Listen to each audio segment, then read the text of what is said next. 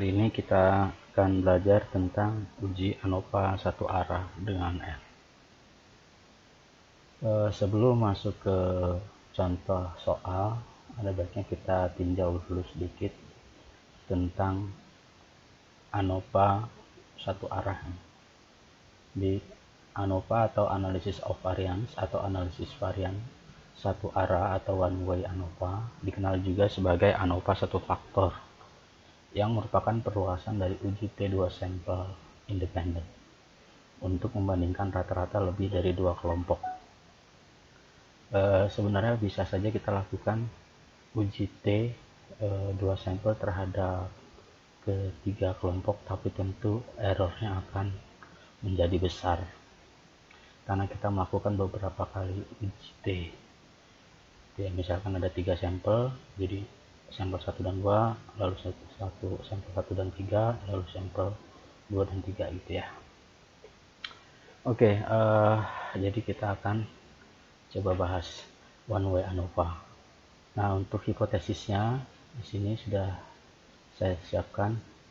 Jadi hipotesis statistik untuk uji ANOVA satu arah ini adalah untuk H0-nya mu1 sama dengan mu2 sama dengan titik sama dengan mun, tergantung n-nya berapa. Tentu n-nya lebih dari 2 ya. Jadi itu H0-nya, artinya tidak ada perbedaan. Tidak ada perbedaan, jadi H0 ini. Nah, untuk alternatifnya atau hipotesis AA itu paling sedikit ya ada tanda sama dengan, berarti paling sedikit rata-rata satu sampel itu tidak sama atau berbeda gitu. Nah, untuk pernyataannya, hipotesis pernyataannya tentu H0 tidak terdapat perbedaan angka signifikan antara rata-rata hitung dari n kelompok. Untuk alternatifnya terdapat perbedaan. Nah, tentu kalau 3 kelompok kita akan kalau misalkan H0 ditolak gitu ya, kita akan menguji uji lanjutan, artinya ingin melihat mana sih kelompok yang berbeda itu ya rata-ratanya. Nah, itu hipotesis. Nah, untuk kriterianya kita menggunakan p-value ya, sama seperti normalitas dan homogenitas saya kira ini. Untuk yang pertama, terima H0 jika p-value-nya lebih besar dari 0,05 dan tolak H0 jika p-value-nya kurang dari 0,05. Nah, ini seperti yang saya sampaikan barusan, jika H0 ditolak maka AA diterima dan kita lakukan uji lanjutan untuk membandingkan sepasang antara kelompok ya. Nah, di sini ada 2 uji lanjutan. Kita akan menggunakan uji Tukey kalau banyaknya sampel dari setiap kelas itu sama, dari setiap kelompok itu sama. Sementara kalau berbeda menggunakan uji CV.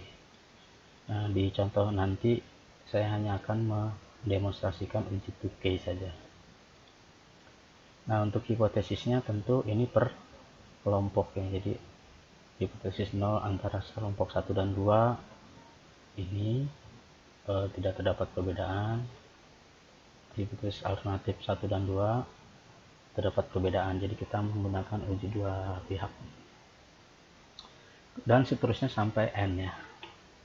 Jadi kalau n-nya ada 3 ya berarti ada 1 2 1 3 2 3 gitulah kurang lebih ya. Oke, untuk kriterianya kita akan lihat nilai P adjust ADJ adjustmentnya nanti di hasil R-nya ada P ADJ nanti. Yang pertama, terima 0 jika P ADJ-nya lebih besar dari 0,05, tolak 0 jika P ADJ-nya kurang dari 0,05. Nah, asumsi untuk uji ANOVA satu arah seperti halnya uji T yang lain, kita harus pastikan yang pertama uji observasi diperoleh dari secara independen dan acak dari populasi berdasarkan faktor yang diuji, data normal dan varians dari populasi sama. Jadi ada 3 yang perlu kita pahami di sini. Oke, itu aja secara teori. Jadi perlu dilihat angkanya, kita lihat hipotesis statistik dari ujian UPA satu arah, lalu kriterianya. Kemudian kalau ternyata H0 ditolak, kita lakukan uji lanjutan. Dan kalau banyaknya sampel setiap kelas sama, pakai uji Tukey. Kalau tidak sama, pakai uji CV gitu ya, kurang lebih. Oke, sekarang kita masuk ke contoh soal. Di sini contohnya mirip-mirip dengan yang video sebelumnya, jadi cuma di sini ditambahin satu platform. Selama pandemi COVID-19, seorang guru matematika menerapkan 3 platform pembelajaran daring, yaitu Psikologi, Edmodo, dan Google Classroom pada 3 kelas yang berbeda. Dan ia ingin membandingkan hasil belajar matematika antara 3 platform tersebut. Nah, ini hasil belajarnya. Oke. Ini hasil belajarnya. Pertanyaannya adalah apakah ada perbedaan hasil belajar matematika antara ketiga platform tersebut dengan taraf kepercayaan 95%. Nah, yang pertama tentu kita buat dulu database-nya menggunakan Excel ya. Jadi kebetulan saya sudah siapkan database-nya. Jadi saya ini ya, ANOVA, Onway ANOVA.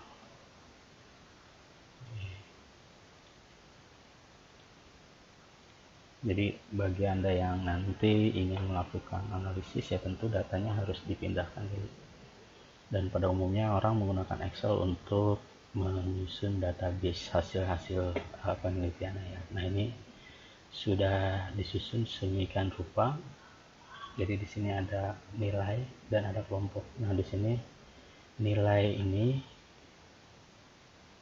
saya ambil dari semua platformnya, tapi platformnya saya misalkan A untuk psikologi ya, ini kalau kurang kelihatan, ini A untuk psikologi, B untuk Edmodo, dan C untuk Google Classroom. Oke, nah jadi pastikan dulu datanya seperti ini supaya nanti di R kita mudah untuk menganalisis. Oke, setelah itu simpan file ini dalam extension CSV. Kita pastikan dulu. Oke, saya sudah buat dalam bentuk CSV. Jadi bagi Anda yang belum save as dalam bentuk CSV ya silahkan di save as dalam extension CSV. Oke, nah langkah selanjutnya tentu ya kita buka R. Kita buka R, kita gunakan yang 64 bit. Oke, nah seperti biasa saya perbesar dulu biar tidak. Oke, jadi tampilan ininya sederhananya sama, saya kira kurang lebih seperti ini. Tinggal nanti kita cek working directory-nya ya. Kita pilih file, change dir. Nah, di bagian folder yang kita taruh datanya kita pilih, kita klik. Ini saya kebetulan naruhnya di sini nih filenya, jadi ya saya pilih itu oke. Nah, setelah itu pastikan dengan mengetikkan instruksi get pd. Mengapa ini perlu dilakukan? Ini penting mengingat oke ya udah ya, mengingat nih data yang akan kita impor itu harus sesuai tempatnya gitu ya. Oke, kita sudah dapatkan dan sudah sesuai. Nah, sekarang kita tinggal impor datanya, kita namakan data yang akan kita olah seperti biasa, read csv file.choose, headernya true, dan separationnya koma ya.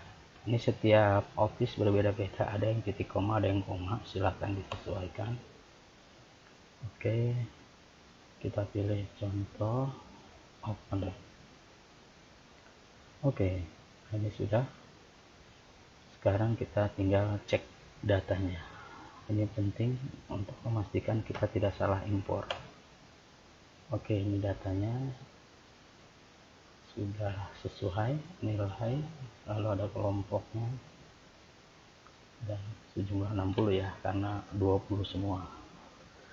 Oke, nah langkah selanjutnya setelah kita lakukan impor data, nah untuk uji ANOVA satu arah ini agak berbeda dengan uji T independen. Yang pertama, kita ketikkan dulu model ini bebas ya, mau diketik apapun nih model, mau diganti apapun gitu ya. Jadi kita ingin membuat model dari kasus ini, jadi saya namakan model aja. Nah, fungsinya yang penting ini AOV, Analysis of Variance, dan yang akan dianalisis adalah di kolom nilai dan kelompok sesuai dengan header yang tadi, dan nama filenya data, nama datanya data ya. Kita cek lagi di data. Oke, lalu di dalam data itu ada nilai dan kelompok, jangan salah sampai keliru karena sensitif. Oke, setelah itu kita enter, dan ternyata saya yang salah. Kelompoknya sensitif ya, kelompoknya harus EK-nya harus besar. Oke, kita sudah buat model. Jadi data tadi dibuat dalam bentuk analisis of variance dengan nama model gitu ya, kurang lebih logikanya seperti itu. Nah, kemudian kali ini saya akan coba membuat grafik dari ggplot ya, dengan cara ketikkan instruksi plot lalu model, 2 ini untuk ggplot, kalau 1 untuk homogenitas nih. Jadi kita ini sebenarnya pengen melakukan normalitas tapi dengan grafik dulu. Kita enter. Nah, ini dia grafiknya seperti ini, dan ternyata mengikuti ya garis lurus ya, normal. Oke, ini bisa kita copy dan masukkan ke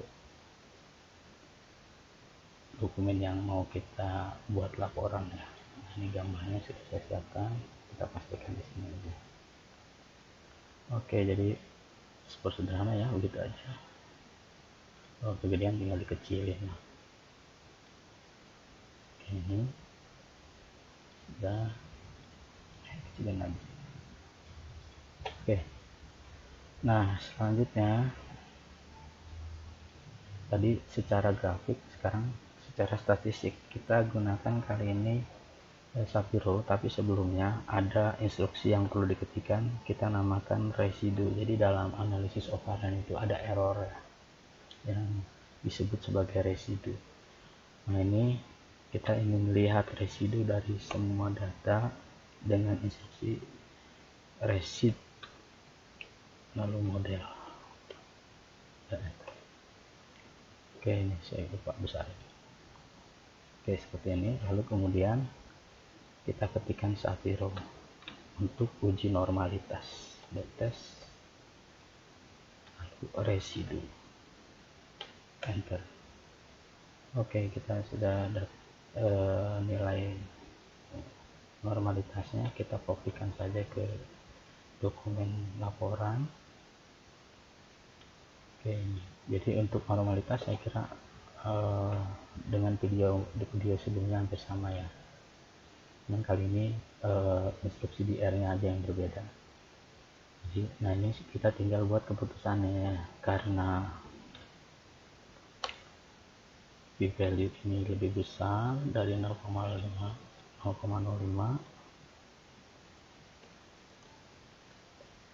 maka terima H0, artinya data berdistribusi normal. Oke, dan ini gambarnya sebagai tambahan informasi sebenarnya. Jadi kurang lebih begini untuk normalitas, sederhana ya, dan gampang lah kalau udah sering latihan bisa. Oke, selanjutnya kita lakukan uji homogenitas. Kita akan lakukan uji homogenitas. Nah, di sini tadinya saya ingin melakukan 2 uji, tapi saya 1 aja lah, nah uji Bartlett. Ini uji berat biasa digunakan untuk menguji beberapa lebih dari 2 sampel. Jadi kita bisa lakukan uji Bartlett. Nah, untuk uji homogenitas menggunakan uji Bartlett, hipotesisnya saya kira sama dengan uji Fisher yang di video sebelumnya dan kriterianya sama. Sekarang kita tinggal lakukan instruksi pada R. Oke, yang pertama kita masukkan ini adalah Bartlett.test, kemudian data yang mau kita olah dan enter. Nah, ini kita sudah ketemu, kita tinggal kopas aja ini dan masukkan ke laporan untuk homogenitas. Kita ke sini, tinggal kita buat keputusan. Jelas ya, karena p-value lebih besar gitu kan dari 0,05, maka terima H0. Artinya data homogen, sederhananya gitulah. Beres ya, itu untuk uji homogenitas. Jadi sederhananya begitu. Nah, selanjutnya setelah uji asumsi terpenuhi normal dan homogen, baru kita masuk ke uji hipotesis. Nah, ini hipotesisnya untuk uji ANOVA, dan parameter tadi yang diminta adalah 95% atau alfanya 0,05 ya. Kriterianya nilai PRF ini kalau di R yang dilihat adalah PR lebih besar dari F. Kalau dia lebih besar dari 0,05 terima H0, sebaliknya tolak H0. Oke, untuk instruksinya sendiri kita langsung aja, sangat sederhana sekali. Tinggal ini saya besarin dulu. Tinggal buat ketikan summary model dan enter.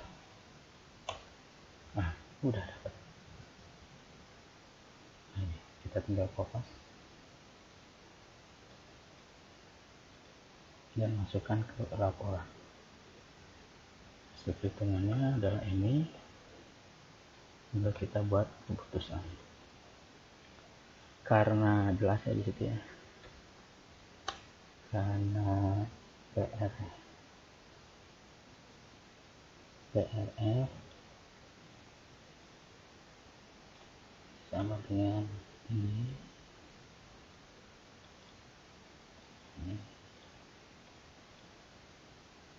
kurang dari 0,05, maka terima maka tolak H0. Nah, artinya terdapat perbedaan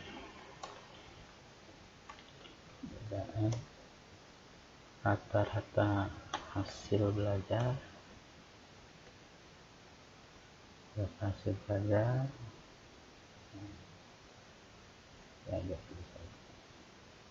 belajar antara hasil matematika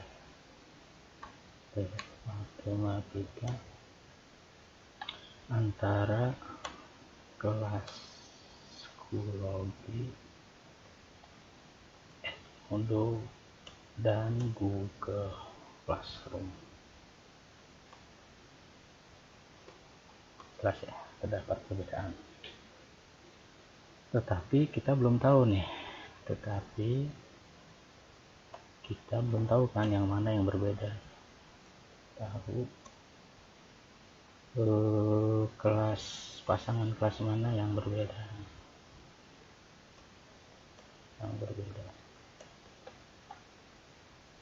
Apakah psikologi dengan Edmodo, apakah psikologi dengan Google Classroom, atau Edmodo dengan Google Classroom, kita belum tahu. Nah, di sini perlunya uji lanjutan. Tapi ini syaratnya tentu harus diterima HA atau tolak H0 ya. Kalau belum tidak ada perbedaan, ya ngapain dilanjutkan, sudah jelas tidak ada perbedaan.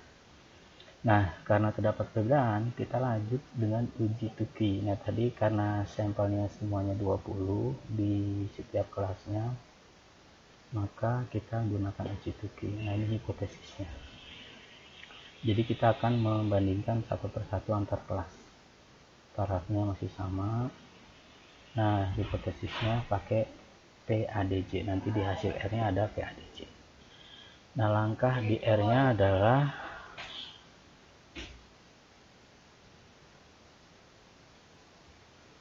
oke, kita lanjut lagi tadi sampai mana itu. Oke, sekarang kita mau melakukan uji tuki ya, uji lanjutan. Nah, instruksinya adalah sederhana juga ini ya. Tuki HST lalu model, awas jangan salah memasukkan data. Tadi yang kita buat model ANOVA-nya adalah data yang kita akan buat ANOVA-nya adalah namanya model dengan confidence levelnya adalah 0,95. Oke, seperti ini. Kita enter.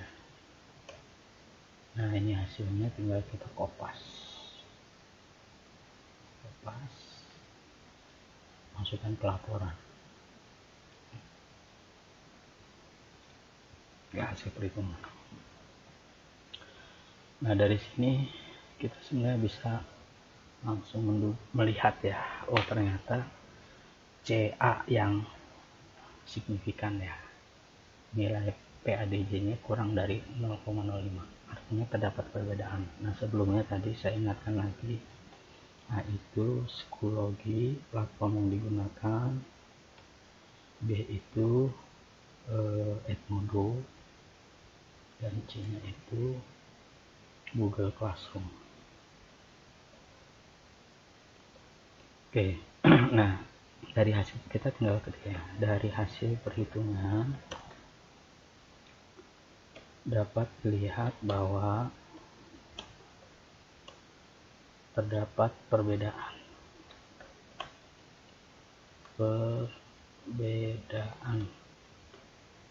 yang signifikan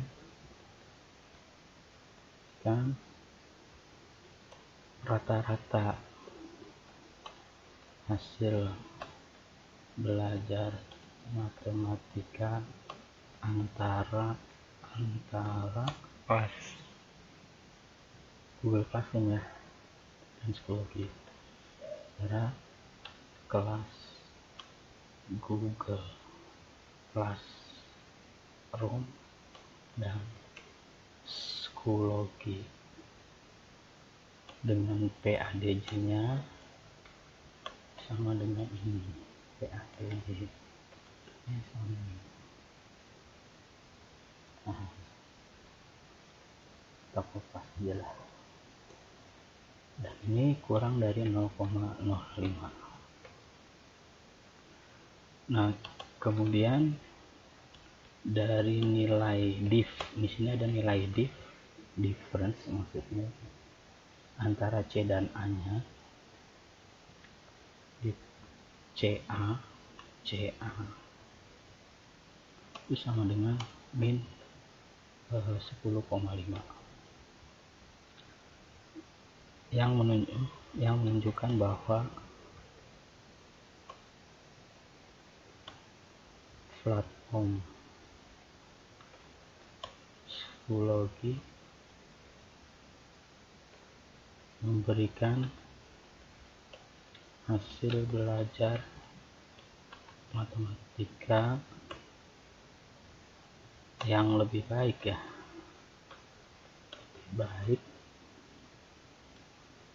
dan signifikan secara statistik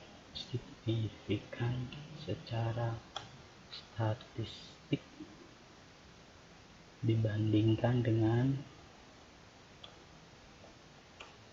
Google Classroom. Oke, jadi kita sudah sampai ke titik membandingkan antar kelompok. Untuk yang BA antara Edmodo dengan psikologi itu rata-ratanya PADG-nya lebih besar dari 0,05, berarti kita menyatakan tidak ada perbedaan ya. Begitu juga dengan antara Google Classroom dengan Edmodo. Jadi kita sudah tahu sekarang di antara ketiga kelas itu yang berbeda itu ternyata secara statistik ya adalah psikologi dengan Google Classroom.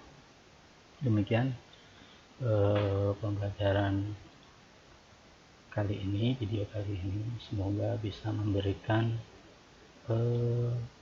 ya tambahan pengetahuan. Ini bukan sumber satu-satunya, tapi paling tidak bisa memberikan gambaran bagaimana melakukan uji one way ANOVA atau uji ANOVA satu arah menggunakan R. Demikian, semoga bermanfaat. Ketemu lagi di pembelajaran berikutnya.